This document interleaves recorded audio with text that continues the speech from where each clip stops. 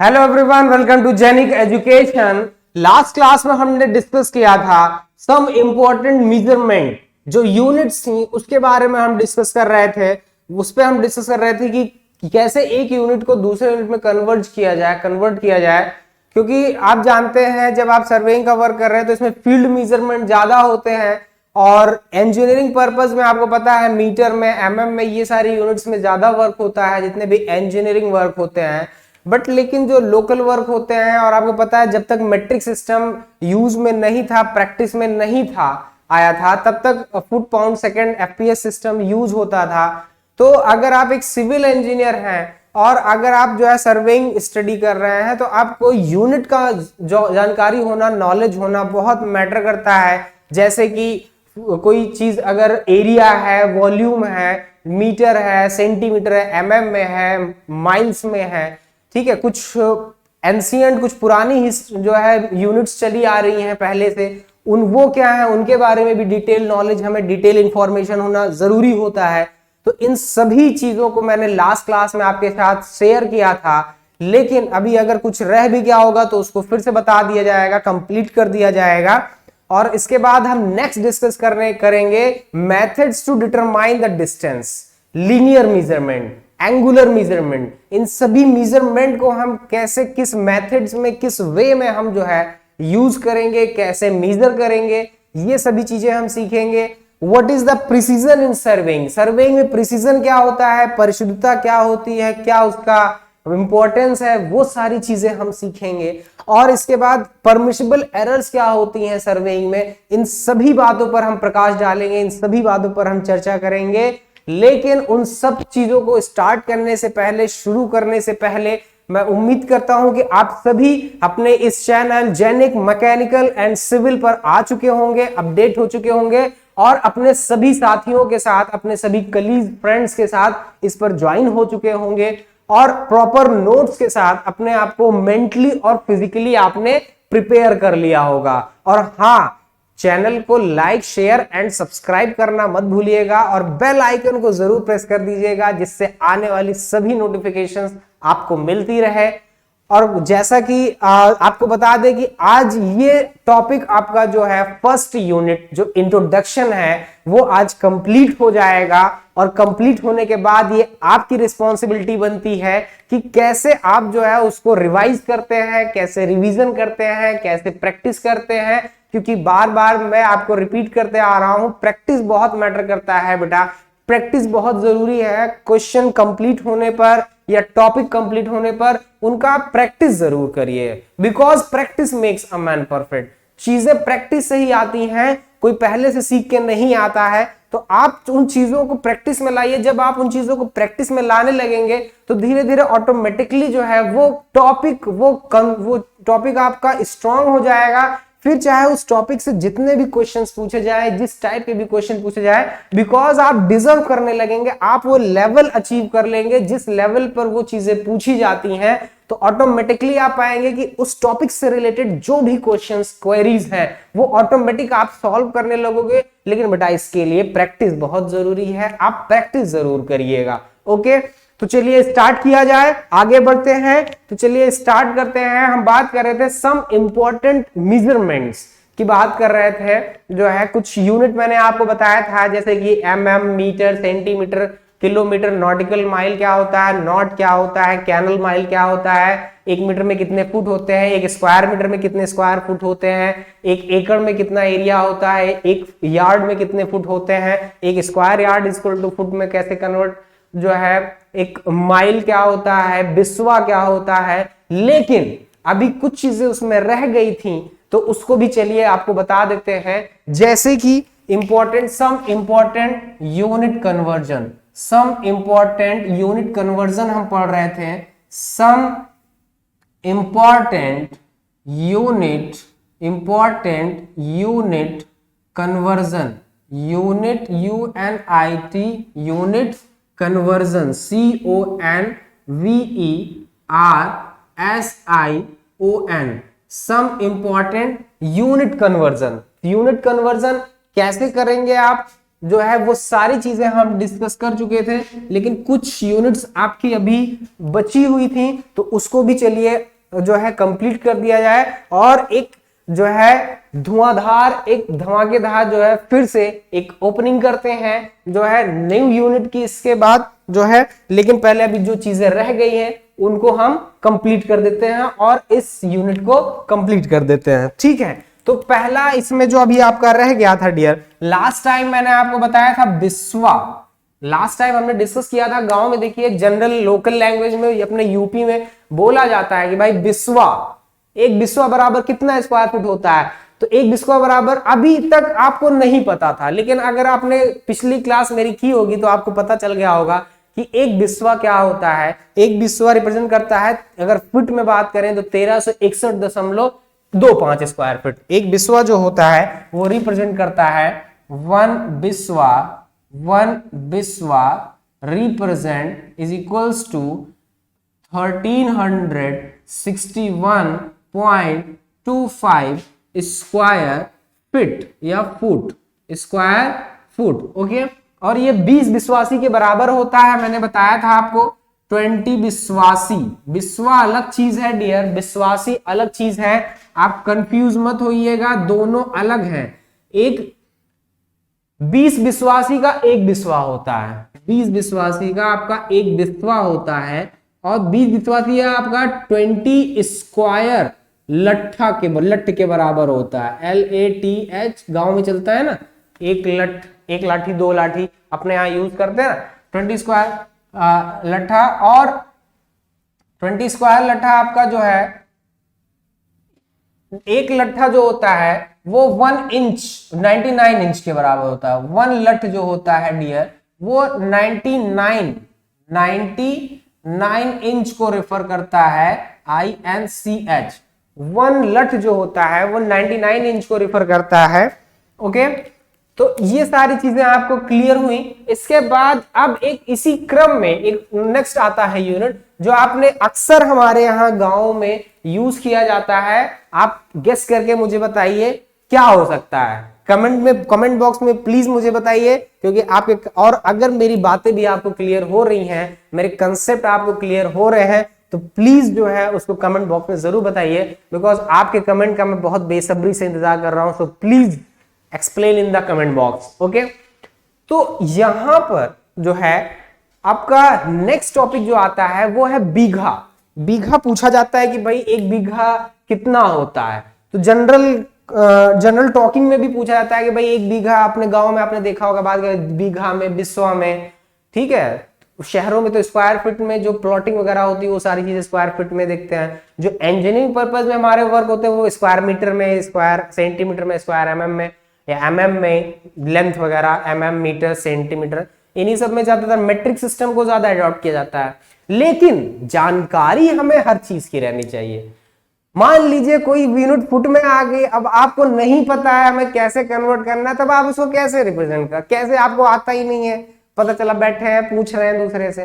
तो ऐसा नहीं करना है, हमें अपने आप को हर सिचुएशन के लिए प्रिपेयर रखना है। किसी भी तरह की कंडीशन के लिए अपने आप को चाहे मेंटली या फिर फिजिकली अपने आप को मेंटेन रखना है, जिससे कोई भी यूनिट कन्वर्जन हो आप बहुत आसानी से कर लें। बिकॉज कैलकुलेशन बहुत मैटर करता है, कैलकुलेशन नहीं करेंगे तो, क्योंकि सारी चीजें कैलकुलेशन पर, जितना फंड होता है प्रोजेक्ट का वो सारी चीजें कैलकुलेशन पर ही, जिसके लिए आप एस्टीमेट तैयार करते हैं, डिटेल्ड एस्टीमेट तैयार करते हैं, लमसम एस्टीमेट तैयार करते हैं, वो सारी चीजें इसी पर बेस्ड होती हैं, कैलकुलेशन पर बेस्ड होती है, उसी के अकॉर्डिंग फंड रिलीज होता है प्रोजेक्ट का।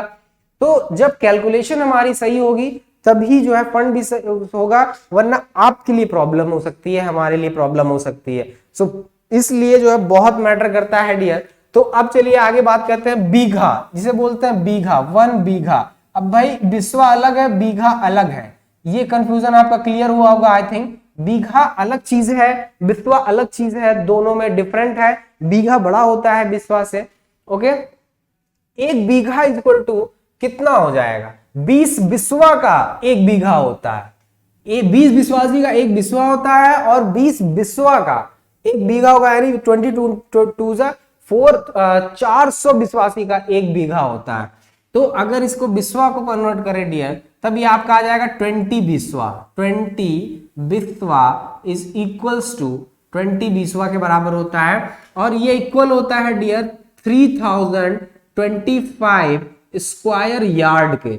3025 स्क्वायर यार्ड के इक्वल होता है जो है। और अगर इसे आप स्क्वायर फीट में कन्वर्ट करना चाहते हैं तब इसकी वैल्यू हो जाती है 27,225 स्क्वायर फुट, है ना। इस तरह से आप देख सकते हैं ये बीघा है। ये सब बहुत इंपॉर्टेंट यूनिट्स हैं डियर। आपको ग्रामीण क्षेत्रों में जो है, जब आप एज ए सपोज दैट जो है आप रूरल इंजीनियरिंग सर्विस ग्रामीण अभियंत्रण सेवा में एज ए जेई सेलेक्ट हो गए, तो यहां पर ये सब चीजें आपको फेस करनी पड़ सकती हैं। तो इसलिए इन सब चीजों की जानकारी बहुत जरूरी होती है। बीघा आपका कन्वर्ट हो गया स्क्वायर फुट में, ठीक है। इसके बाद जो एक बालिश होता है, गांव में बात करते जो ओल्ड जो है पहले के समय से जो बात चली आती, बालिश, एक बालिश बराबर कितना होता है। एक बालिश जो होता है डियर वो 9 इंची के इक्वल होता है। एक बालिश जो होता है वो 9 इंची के इक्वल होता है। और कहते हैं ना एक हाथ, भाई एक हाथ जमीन हमारी ले ली इन्होंने, इस तरह से गांव देखिए विवाद होता है गांव में। तो एक 1 हैंड जो होता है डियर वो आपका इक्विवेलेंट होता है 18 इंचेस के, 18 इंचेस के, ठीक है। और बीघा जो होता है डियर, एक एकड़ जो होता है 1 एकड़, 1 एकड़ जो होता है डियर वो 1.6 बीघा के इक्वल होता है, इक्विवेलेंट होता है 1.6 बीघा के। तो इज दैट क्लियर? क्या आपको मेरी बातें समझ में आ रही हैं, क्लियर हो रहे हैं सारी कैलकुलेशंस, कंसेप्ट? अगर हो रहे हैं तो प्लीज कमेंट बॉक्स में कमेंट करना मत भूलें, क्योंकि आपके कोऑपरेशन से, आपके सजेशन से हमें भी एक बूस्टअप मिलता है, एक एनर्जी मिलती है, जिससे हम आपको एनर्जी फिर से रिसाइकिल कर देते हैं। तो इसलिए जरूर, बहुत जरूरी है। और प्लीज प्लीज प्लीज हम इस चैनल को लाइक और शेयर करना जरूर मत भूलिएगा। फैला दीजिए इसको, छा जाइए पूरी सिविल इंजीनियरिंग की दुनिया में जो है। लेकिन प्लीज इसको जो है अपने इस चैनल को आप सुपर चैनल बनाइए, ये और ये आप ही कर सकते हैं। ओके, तो ये स्टार्ट हो गया आपका सम इंपॉर्टेंट यूनिट कन्वर्जन। 1 एकड़ जो होता है 1.6 बीघा के लगभग अप्रॉक्स होता है, ठीक है।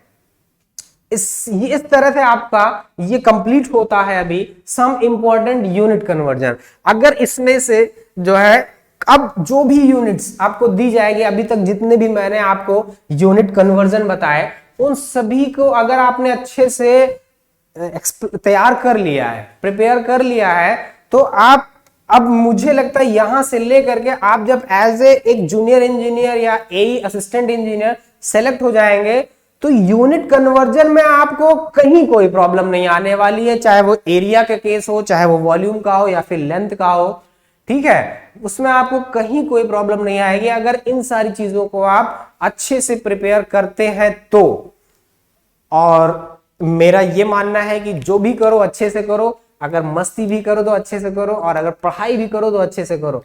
जो भी करिए आप इंटरेस्ट के साथ करिए, ठीक है, लेकिन जो है सही वे में, करेक्ट ऑर्डर में। ओके, तो इस तरह से सम इंपॉर्टेंट यूनिट कन्वर्जन आपका कंप्लीट हो चुका है। इसके बाद अब कुछ मेथड्स मैं आपको एक्सप्लेन करने जा रहा हूं to determine the linear measurements, angular measurement. इन सबको डिटरमाइन करने के क्या टेक्निक्स हैं, कैसे मेजर करेंगे। बिकॉज सर्वेइंग की डेफिनेशन से मैंने आपको बता दिया था, द टर्म सर्वेइंग में be define as an artificial determine as an art to determine the relative position of any artificial or natural points that is placed on the surface of the earth, beneath the surface of the earth, above the earth। तो उस point की आप relative position कैसे ज्ञात करोगे? तो relative position actually कैसे ज्ञात करोगे? मेजरमेंट करके ना, लीनियर मेजरमेंट करके, एंगुलर मेजरमेंट करके, डिफरेंस लेवल डिटरमाइन करके।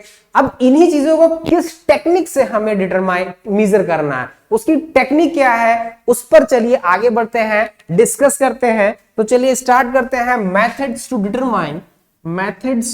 Determine the relative sum linear measurement, है ना। लीनियर मेजरमेंट या सीधे सीधे शब्दों में कहें तो दूरी नापने के लिए, डिस्टेंस मेजरमेंट के लिए, ठीक है, ये भी आप लिख सकते हैं। तो methods to determine the linear measurement. इसके बाद हम डिस्कस करेंगे एंगुलर मेजरमेंट के लिए, एंगुलर मेजरमेंट कैसे करोगे आप। और इसके बाद नेक्स्ट हमारा टॉपिक होगा that is precision in surveying, permissible error in surveying. और इसी टॉपिक के साथ आपका ये जो है यूनिट इंट्रोडक्शन कंप्लीट हो जाएगा। ओके, तो चलिए स्टार्ट करते हैं। That is unit some important या methods to determine the linear measurement, methods to determine the distance measurement या linear measurements। ओके, तो चलिए स्टार्ट करते हैं।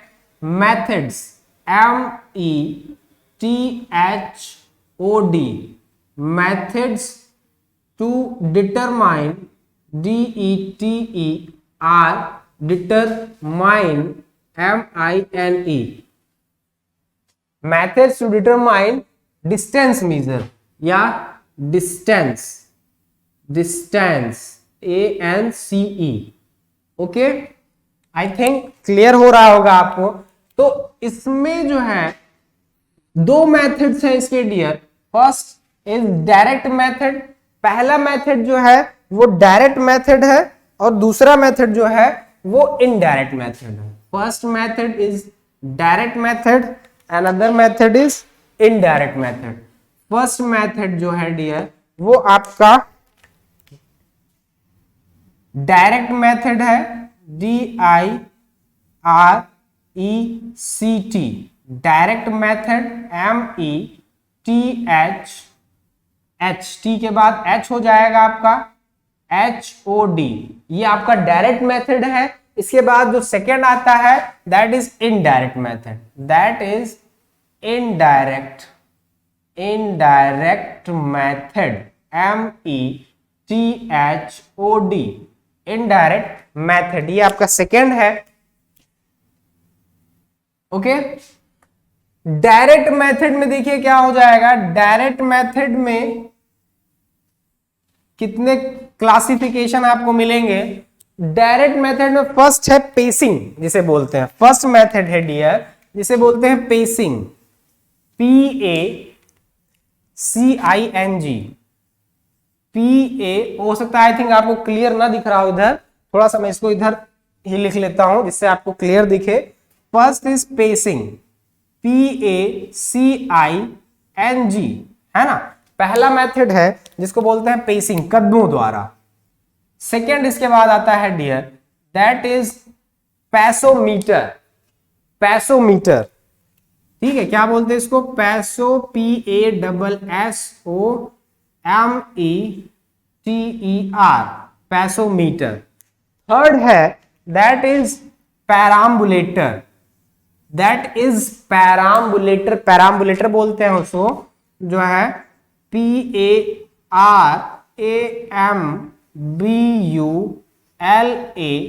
PARAMBULATOR। Okay, perambulator, by passometer, by pacing, by perambulator. Okay, और देखिए क्या है नेक्स्ट इसके बाद जो आता है दैट इज फोर्थ नंबर पर जो आता है वो है आपका by pedometer, by pedometer, PEDDOMETER, by pedometer. Okay, इसके बाद जो नेक्स्ट आपका आता है that is by fifth number पर, उसको बोलते हैं by speedometer, by speedometer, by SPEEDO, speedometer, METER। Okay, और इसके बाद नेक्स्ट आता है dear that is by chain and tape, that is by chain and tape, that is by chain and tape, by BY, by CHAIN and tape, TAPE। Okay, तो इस तरह से आपने देखा यहां पर, ये आपका हो गया सिक्स मेथड, ठीक है, ये फिफ्थ मेथड, ये आपका फोर्थ मेथड, ये थर्ड, ये सेकेंड और ये फर्स्ट। ये इतने मेथड 1 2 3 4 5 6 मेथड आप देख रहे हैं डियर डायरेक्ट मेथड में। इनडायरेक्ट मेथड में क्या है? इनडायरेक्ट मेथड में है that is indirect method. Indirect method में एक पड़ता है जो है बाय ऑप्टिकल मेथड, ठीक है, by optical method, by optical OPTICAL optical method, प्रकाश विधि द्वारा, ठीक है। फर्स्ट है इसमें बाय ऑप्टिकल मेथड फर्स्ट, और सेकेंड है डियर जिसे बोलते हैं, सेकेंड आपका है जो है इसे बोलते हैं electromagnetic rays method. Electromagnetic rays ELECTRO electromagnetic MAGNETIC magnetic rays RAYS rays method METHOD electromagnetic rays method. और बाई ऑप्टिकल मेथड को इसको एक मेथड और बोलते हैं, एक नाम से और जानते हैं जिसे बोलते हैं स्टेडिया मेथड। क्या बोलते हैं? स्टेडिया मेथड, स्टेडिया मेथड, या इसको टैक्योमेट्री मेथड भी बोलते हैं, ठीक है। तो इसको जो है टैक्योमेट्री मेथड भी आप बोल सकते हैं, TACHEOMETRY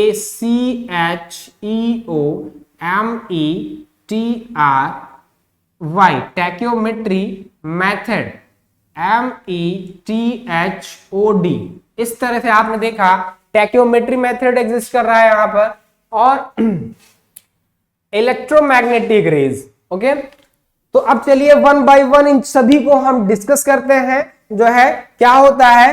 फर्स्ट देखिए डियर मेथड्स टू डिटरमाइन में पहला आपका है direct method. Direct method consist by pacing, by passometer, by parameter, by pedometer, by speedometer, by chaining and tape, by chain and tape.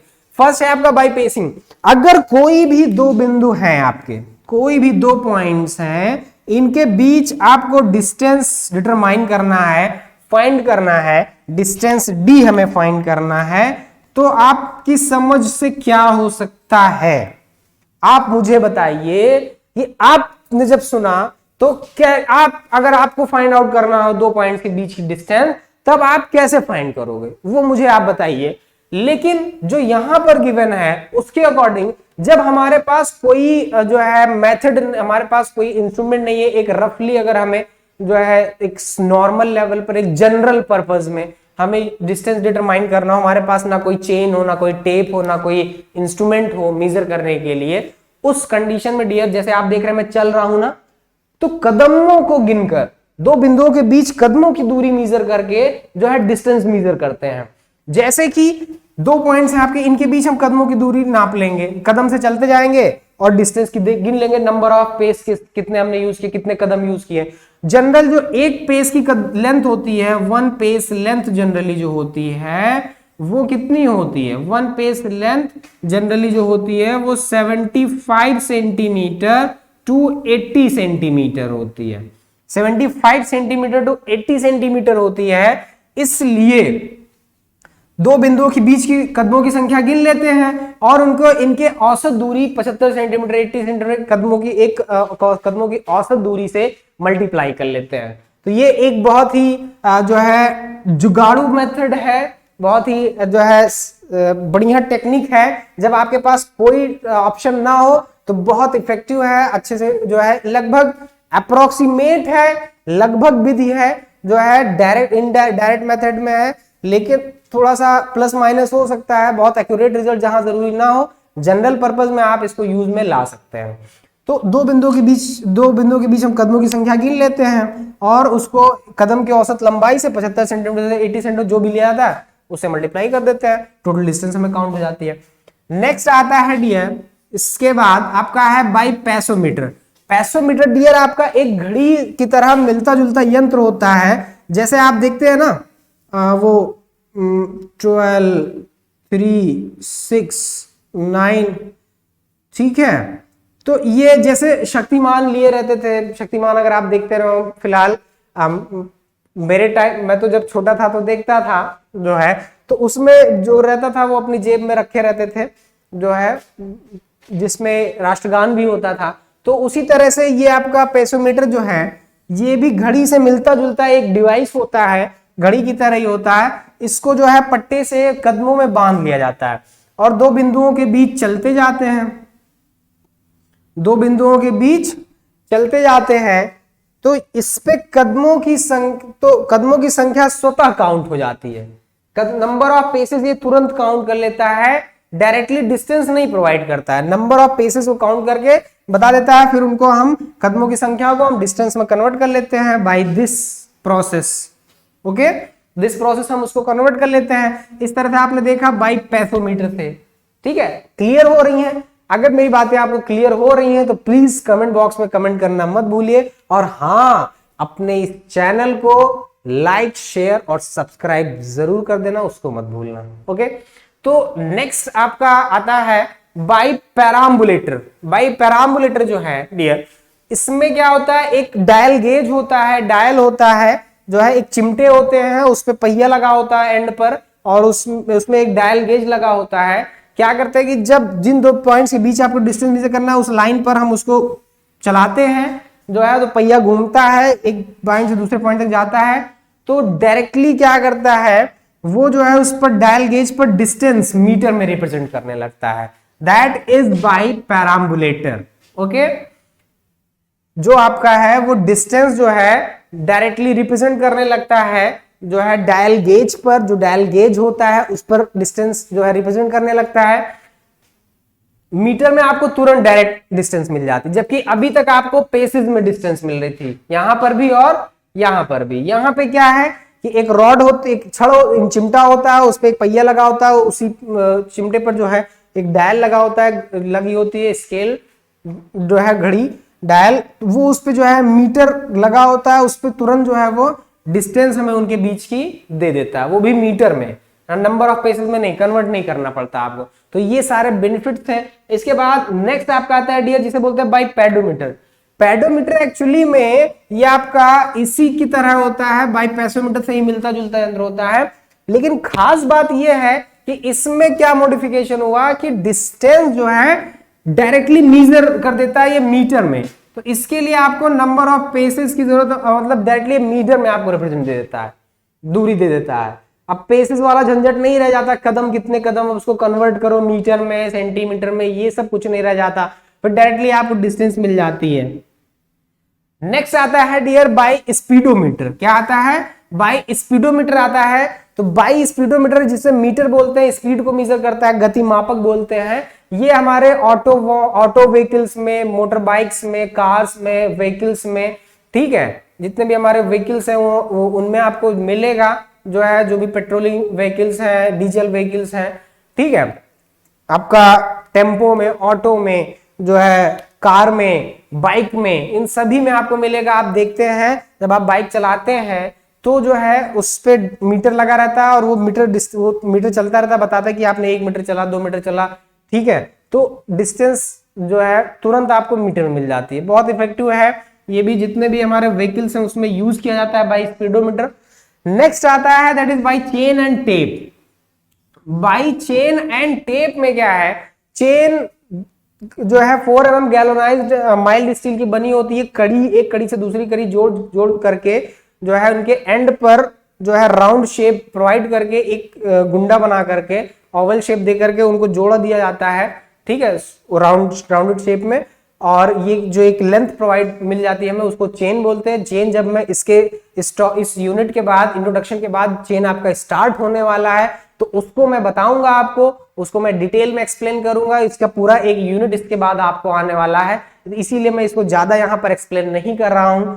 और टेप तो आपने अपनी डेली लाइफ में देखा ही है, चेन भी आपने देखा अपनी सर्वेइंग लैब में। तो ये वही चीजें हैं, उन्हीं से हम डिस्टेंस मेजर कर लेते हैं। इसके लिए हमें इन सब पर डिपेंड नहीं रहता पड़ता कि कोई पेसोमीटर, पेडोमीटर, पैरामीटर, कोई डायल वायल का झंझट नहीं रहता। डायरेक्टली उस पर स्केल बनी रहती है, दो बिंदुओं के बीच उसको, इसके एंड्स पकड़कर, जैसे एक एंड यहाँ पर और उसके बाद दूसरा एंड उसका यहाँ पर ले जाते हैं, दूसरा एंड, या फिर जहां तक वो लेंथ जाती है टेप की, इस इतनी लेंथ में, उस लेंथ को हम नोट कर लेते हैं, मेजर कर लेते हैं, तो आपको चेन या टेप से उसकी लेंथ डायरेक्टली मिल जाती है। जितने भी मेथड्स अभी आपने देखे सारे डायरेक्ट मेथड्स हैं।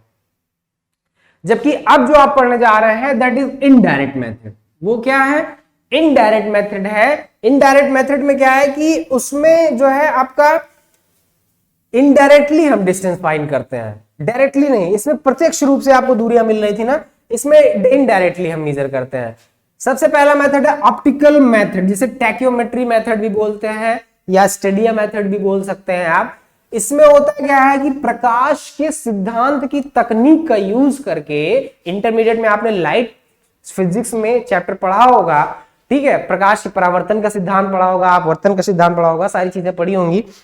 तो जो ऑप्टिकल मेथड है इसमें क्या है कि एक डायफ्राम होता है एक डिवाइस में, चाहे वो टेलीस्कोप हो आपका जो है, तो उसमें डायफ्राम में स्टेडियाज बनी होती हैं, एक अपर स्टेडिया एक लोअर स्टेडिया, क्रॉस हेयर्स होते हैं। ये सपोज दैट अगर आपका जो है क्या नाम है डायफ्राम है, ठीक है, तो ये क्रॉस हेयर्स हो गए आपके, तो ये अपर स्टेडिया और ये लोअर स्टेडिया, ऊपर वाले को अपर स्टेडिया, लोअर वाले को लोअर स्टेडिया। देखिए क्रॉस हेयर्स हो गए, ये जो है आपका cross hairs, CROSSHAIR, cross hairs हो गए। और ये जो आप ऊपर और नीचे वाले देख रहे हैं ये अपर स्टेडिया एंड लोअर स्टेडिया। ये अपर स्टेडिया हो गया UPPER, अपर स्टेडिया, एंड ये आपका जो है लोअर स्टेडिया हो गया LOWER, लोअर स्टेडिया। ओके, इस पूरे सिस्टम को आप डायफ्राम बोल सकते हैं। क्या बोल सकते हैं? इस पूरे सिस्टम को डायफ्राम बोल सकते हैं। तो ये ही डायफ्राम लगा होता है टेलीस्कोप में, उसमें जो है इन्हीं स्टेडियाज की मदद से दो उनका पॉइंट्स के बीच का जो है स्टेडिया कांस्टेंट जिसे बोलते हैं, मल्टीप्लाइंग कांस्टेंट, एडिटिव कांस्टेंट, वो सारी चीजें होती हैं। उन सबकी टेक्निक से जब मैं ये चीजें आपको डिटेल में बताऊंगा, ये सब आपके तो यूनिट में आएंगे तो इसमें हम डिटेल डिस्कशन करेंगे। तो उन्हीं की मदद से जो है प्रकाश के सिद्धांत से ही दो बिंदुओं के पर गए बगैर, उनके बीच की दूरी नापे बगैर एक ही स्थान से उन दोनों बिंदुओं के बीच की दूरी d हम डिटरमाइन कर लेते हैं। ये बेनिफिट होता है। सबसे बड़ा बेनिफिट ये है कि जहां इनएक्सेसिबल पॉइंट होता है, जहां पे हम पहुंच नहीं सकते, जैसे पहाड़ी क्षेत्रों में, अनइवन सरफेस में, लॉन्ग रूट एरियाज में, डिजर्ट में, वहां पर डियर ये बहुत इफेक्टिव है। सोचिए वहां पर हम जा नहीं सकते, लेकिन हम वहां तक की दूरी बहुत आसानी से हम टैक्योमीटर मेथड से, बाय ऑप्टिकल मेथड, प्रकाश सिद्धांत विधि से हम ज्ञात कर लेते हैं। तो इसीलिए इसको टैक्योमेट्री मेथड बोलते हैं। जो डिवाइस इसमें यूज होती है उसको टैक्योमीटर बोलते हैं। ये जिस डिवाइस में लगा होता है इसको टैक्योमीटर बोलते हैं, उस डिवाइस को टैक्योमीटर, ठीक है, जिस टेलीस्कोप में लगा। इसके बाद नेक्स्ट आता है इलेक्ट्रोमैग्नेटिक रेज मेथड, विद्युत चुंबकीय तरंगों द्वारा। विद्युत चुंबकीय तरंगों द्वारा क्या होता है कि दो तरह के इसमें इंस्ट्रूमेंट होते हैं। एक तो इलेक्ट्रो ऑप्टिकल इंस्ट्रूमेंट, इलेक्ट्रो विद्युत प्रकाशीय उपकरणों में electro optical instrument, INST instrument. Electro optical instrument में लाइट रेज के द्वारा, किसके द्वारा? Light rays, LIGHT, light rays, light rays के द्वारा, प्रकाश की किरणों द्वारा फाइंड करते हैं इलेक्ट्रो ऑप्टिकल इंस्ट्रूमेंट में। दूसरा इसमें आता है जिसे बोलते हैं जो है माइक्रोवेव इंस्ट्रूमेंट्स।